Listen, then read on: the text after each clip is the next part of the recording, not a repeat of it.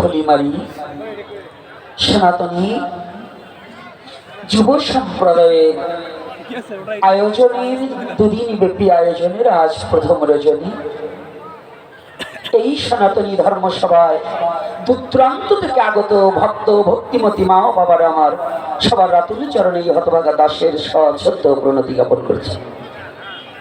এই মায়েদের এই পাশে একটু কথা হয়, মায়েরা বন্ধ।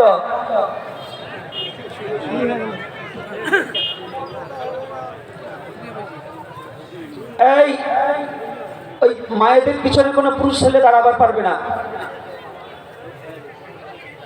আর প্রত্যেকটা মা মস্তকগুলো ঢেকে বসুন, কারণ মস্তক যেন ফাঁকা না থাকে। মাথায় কাপড় দিয়ে বসুন, একেবারে পিছন অব্দি আমি কিন্তু দেখতে পাই। প্রত্যেকটা মা মস্তকগুলো ঢেকে বসুন।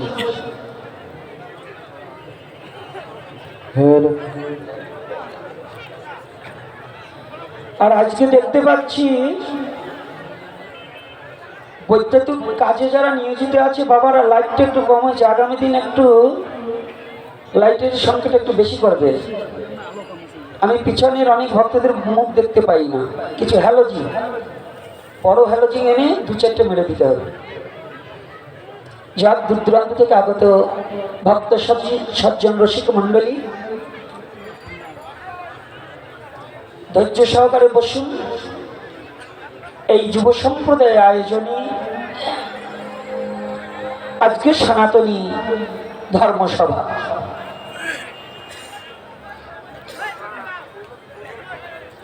কথাটা কিন্তু বেশি হয়, কথাটা একবারে বন্ধ করুন। নিজে ভদ্র হন, অপরকে ভদ্র হওয়ার চেষ্টা করুন। আর আওয়াজ আসলে কিন্তু আমার মুখ খুললে পরে বুঝবেন। আজকেই সনাতন ধর্মসভা।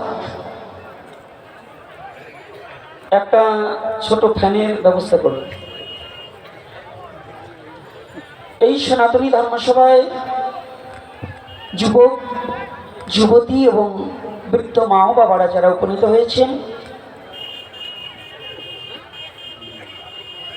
আমাদের সনাতনী ধর্মসভা নামটা দিয়েছে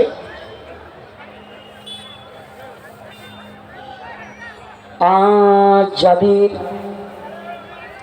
আয়োজনে আজ আমরা উপনীত হতে পেরেছি,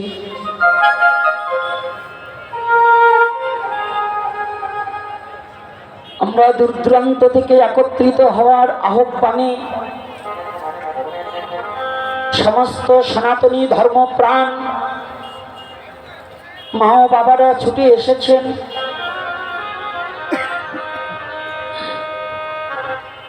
আজকে যে জাগরণে আপনারা উপনীত হয়েছেন, কার কথা শ্রবণ করার জন্য? এই গোপীনাথের কথা নয়। এই পদ্মার পিছনে কারা? এই কমিটির লোক কই? এই পদ্মার পিছনে কারা? নেতা হবে পরে, নেতা এখন নেতা দেখার সময় নেই। এখন কথা শুনবে, না হলে নেতারা বাড়ি চলে যাবে।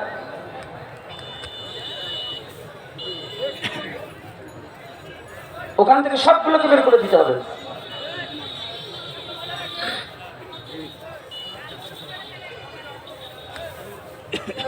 নেতা দেখবো পরে, নাকি? রাধে রাধে। এখন যে সিচুয়েশন, আমাদের নেতা দেখার সময় নেই, আমরা সবাই নেতা।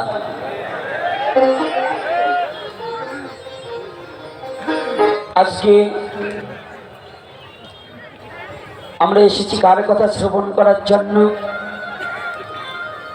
জগৎ পিতা জগদীশ্বর পরম পুরুষ পরমেশ্বর ভগবান শ্রীকৃষ্ণ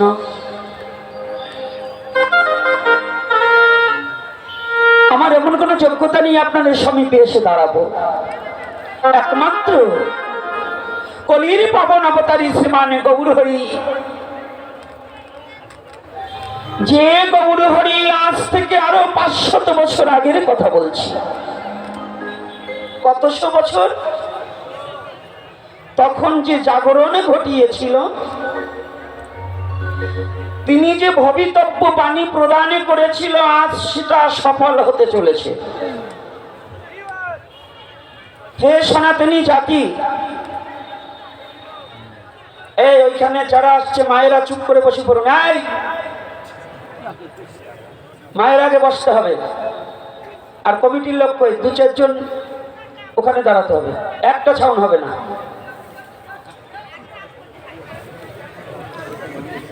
আগে আমাদের জানতে হবে আমরা সনাতনী। সনাতন ধর্মসভা, সনাতন ধর্মসভা বলতে শুধু আমরা এখন জানি কি জানি, ভালো খাওয়ার আয়োজন করলে আর খিচুড়ির আয়োজন করলে আর করতাল বাজি হরিনাম করলে বুঝি সনাতন সনাতন ধর্মসভা। কিন্তু এটা সনাতন ধর্মসভা নয়। করতাল বাজালে আর খাওয়ার ধর্ম করলেই ধর্ম হয় না, না খেয়ে ধর্ম প্রতিপালন করতে হয়। শুধু খেয়ে ধর্ম করলে হবে না। আজকে যে সনাতনী জাতি আমরা ছুটে এসেছি ভগবানের কথা সাধনের জন্য, শুধু ভগবানের কথা নয়, এই ভগবানের কথার সাথে আমাদের নিজেদের জীবন চরিত্রের কথাও তুলে ধরতে হবে, নাকি সাধু বাবা? না খালি ভগবানের কথা হবে, কোনটা? তাহলে আমরা সনাতন, সনাতনের পরিচয়টা যদি না জানি তাহলে হবে না। সনাতনী পরিচয়টা কি? সনাতনী জাতি কি ভিখারি? সনাতনী জাতি কি ভিখারি জাতি?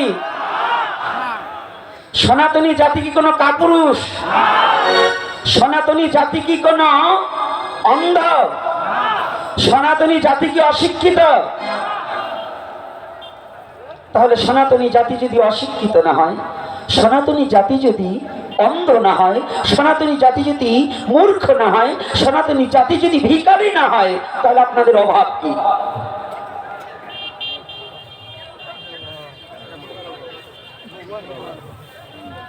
আজকে সনাতনী ধর্মসভা পাঠের কথা বলেনি, কিন্তু আমাকে কিন্তু পাঠের কথা বলেনি।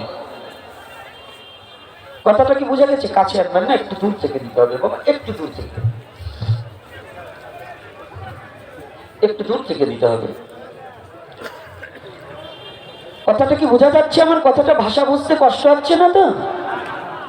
আচ্ছা, আজকে কিন্তু ধর্মসভার কথা বলা হয়েছে, অধর্ম সভার কথা বলা হয়নি। এখানে কিন্তু ভাগবত পাঠের কথা বলা হয়নি। কি বাবা, ভাগবতের কথা লেখা হয়েছে? আলোচনা সভার কথা বলা হয়েছে। আলোচনা মানে কি? যে কথা বদন দিয়ে প্রয়োগ করার পরে দুর্বুদ্ধি দূরীভূত হয়ে গিয়ে হৃদয়ের অন্ধকার দূরে গিয়ে সুদীপ্ত জ্ঞানের আলোক দান হয়, তাকে বলে আলোচনা। তা আজকে যে আমরা সনাতনী জাতি একত্রিত হয়েছি, অনেকে দেখছি হাজার হাজার মা ও বাবার আমার উপনীত হয়েছে। এই সনাতনী জাতির এই ডাকটা দিয়েছিলেন আরো আগে শ্রীকৃষ্ণ চৈতন্য মহাপ্রভু। তখন আমাদের বাংলার বুকে এখন যত মহাপুরুষের দলমত হয়েছে না, এত মতপথ ছিল না।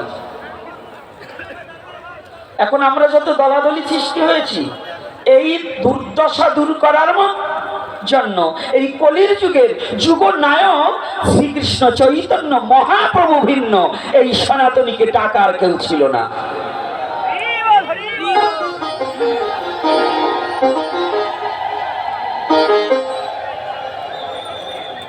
আজকে যত মহাপুরুষই বলেন, যত সাধু সন্ন্যাসী বলেন, এই কলির যুগে বর্ণবাদ হিংসাকে দূর করার জন্য যে সর্বপ্রথম আন্দোলন করেছে, এই আন্দোলনের মহানায়ক শ্রীকৃষ্ণ চৈতন্য মহাপ্রভু। এই ব্রাহ্মণ্যবাদের বিরুদ্ধে আলোচনা একমাত্র শ্রীকৃষ্ণ চৈতন্য মহাপ্রভু। বর্ণবাদের বিরুদ্ধে আলোচনা একমাত্র শ্রীকৃষ্ণ চৈতন্য মহাপ্রভু। হিংসাকে দূর করার আলোচনা একমাত্র শ্রীকৃষ্ণ চৈতন্য মহাপ্রভু। এটা অনেকে এখন মানে না। এর কারণ হচ্ছে আমরা দুঃখে পড়েছি কেন? সনাতনী জাতির এত দুঃখ কেন? একটা কারণ আছে। শাস্ত্রকার প্রমাণ দিলেন, কৃষ্ণ ভুলি যেই জিত অনাদি বহির্মুখ, অত এব মায়া তারে দেয় সংসার দূর। যখনই জগৎজীব পরম পিতাকে ভুলে গেছে, যখনই জগৎজীব পরমেশ্বর ভগবানকে ভুলে গিয়েছে, তখনই জগৎজীব দুঃখের সাগরে ডুবে গিয়েছে। বল হরি বল। জগৎজীব যখন পরম পিতাকে ভুলে বসে আছে, তখনই জগৎজীবের দুঃখের অবসান নেই।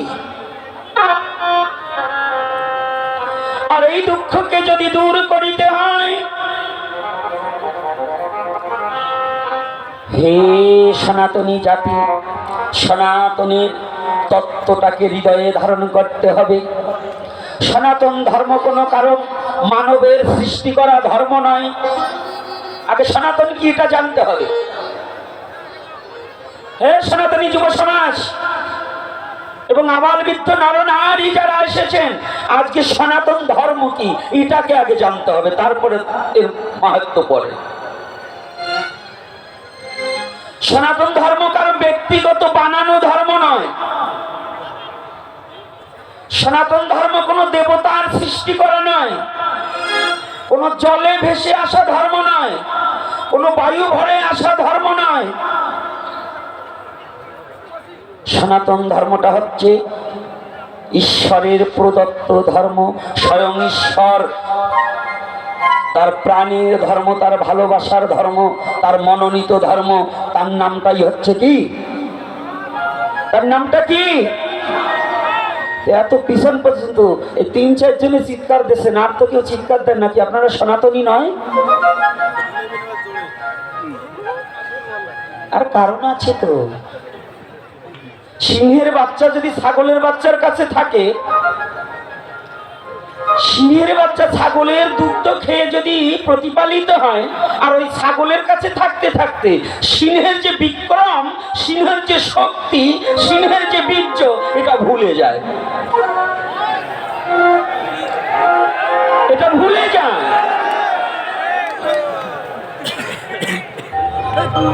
সনাতনী কোনো ছাগলের বাচ্চা নয়, ভেড়ার বাচ্চা নয়, কোনো গাধার বাচ্চা নয়।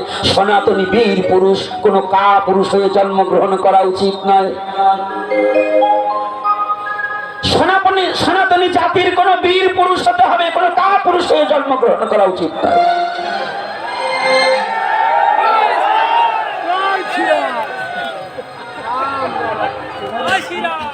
সনাতনী জাতিটা, সনাতন বস্তুটাকে আগে বুঝতে হবে। আজকে যেহেতু সনাতনী ধর্মসভা, আসার সাথে সাথে আমার যুবক ছেলেরা বলেছে, বাবা বিগত আমাদের জীবনেও কোনোদিন সনাতনী আমরা এক হতে পারিনি, এই আলোকে আমাদের দুটো কথা বলবেন। হবেন কি করে গো? আপনারা তো মহাপ্রভুকে মানেন না। এই মহাপ্রভুকে মানেন কারা কারা? একটু হাত তুলুন তো। মিথ্যা কথা। এই যে হাত যেগুলো তুলছেন না, 99% জন মিথ্যা কথার হাত তুলছেন। 99% জন। মহাপ্রভুকে যদি মানতেন তাহলে আপনাদের জাতি হিংসা থাকতো না। মহাপ্রভু জাতপাত দূর করার জন্য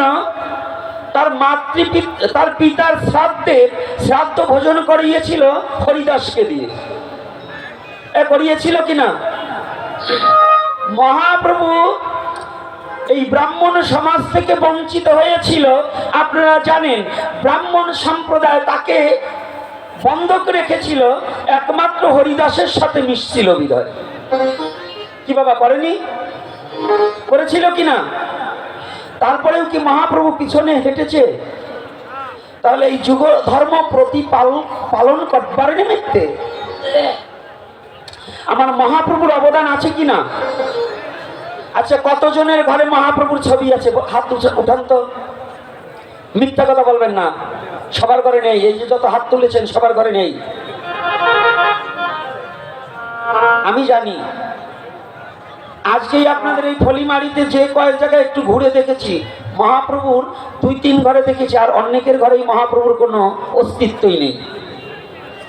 তাহলে আপনারা নিজের বাবার নাম বলতে লজ্জা পান। নিজের বাবার নাম যাদের বলতে লজ্জা হয়, সেই জাতি কি কখনো উন্নত হয়? হ্যাঁ, আপনারা ভুলে গেছেন নিজের পিতৃ পরিচয় দিতে। সনাতনী জাতি নিজের পিতৃ পরিচয় দিতে ভুলে গেছেন। লজ্জা থাকা উচিত যে মহাপ্রভু বিশ্ব জগতে এই বর্ণবাদের বিরুদ্ধে যুদ্ধ করে, বর্ণবাদের বিরুদ্ধে লড়াই করে শান্তি প্রতিষ্ঠার জন্য এই কলির যুগে অবতার পাবন অবতার শ্রীমান গৌরহরি প্রতিটা জগতে জীবের করকমলে অকাতরে মধুমাখা হরি নাম বিতরণ করেছিল। যে জাতিকে গ্রন্থ অধ্যয়ন করবার সুযোগ করে দিয়েছে, আপনি জানেন এই সনাতন ধর্মে বর্ণবাদের হিংসায় এক সময় কোন গ্রন্থ গীতাকে, ভাগবতকে, এমনকি বেদকে পর্যন্ত অন্য কোন জাতিকে স্পর্শ করতে দেওয়া হতো না। যারা ইতিহাসবিদ আছেন, যারা শাস্ত্রকার আছেন, এখানে অনেক শাস্ত্রকার থাকতে পারেন, আপনারা খালি শাস্ত্রের কথা বলবেন না, পূর্বের ইতিহাস টেনে আনুন যে এই সনাতনী জাতির প্রতি এই সনাতনী হিংসার প্রলোভ দ্বারা কত ক্ষতি আমরা হয়েছি। আজকে যারা গ্রন্থ স্পর্শ করতে পেরেছেন, এই অবদানটা আমার শ্রীমান গৌরহরি। আর এই জাতি কি করেছে জানেন? এই কলির পাবন অবতারী গৌরহরি বললেন, প্রতি ঘরে ঘরে গিয়া করো এই ভিক্ষা, ভজ কৃষ্ণ কহ কৃষ্ণ করো কৃষ্ণ শিক্ষা। কি বলেছে? কি ভজন? কৃষ্ণ ভজন। আমরা এখন কৃষ্ণ নাম করতেই ভুলে গিয়েছি। সর্বপ্রথম যে কথাটা বলবো, আমাদের সবচেয়ে অবক্ষয় হচ্ছে বর্ণবাদ। আমার সাথে কি একমত? আপনাদের এই অঞ্চলে একটা ভিত্তিক আছে, তার চেয়ে একটা ভয়ানক বেদি হয়ে দাঁড়িয়েছে। আপনাদের অতি সত্বর এই বেদিকে যদি এই নির্মূল না করতে পারেন, আপনাদের অতি সত্বর পতন হয়ে যাবে। সে পতনটা কি জানেন? আপনাদের আমি একটু তত্ত্ব নিয়ে দেখলাম, আপনাদের এই লালমনিরহাটে এবং এই যে এই অঞ্চলটায় আপনাদের যৌতুক প্রথা বেশি। সনাতনীদের মধ্যে যারা যৌতুক প্রথা চালু করেছেন, এরা কোনো জ্ঞানী নন। আর শিক্ষিত ছেলে হয়ে যারা বিবাহের জন্য যৌতুকের জন্য হাত পাতেন, ওরা কোনো মানুষের বাচ্চা নয়, ওরা ভেড়া ছাগলের বাচ্চা। কারণ ভেড়া ছাগলের টাকায় বিক্রি হয়, আর আপনি শিক্ষিত হয়ে যদি টাকায় বিক্রি হন মেয়ের বাবার কাছে, তা ছাগল ছাড়া কিছু নাকি? ছাগল ছাড়া কিছু? ছাগলের বাচ্চা ছাড়া কিছু? তাহলে আগে সনাতন ধর্ম থেকে যৌতুক প্রথাটাকে দূর করুন।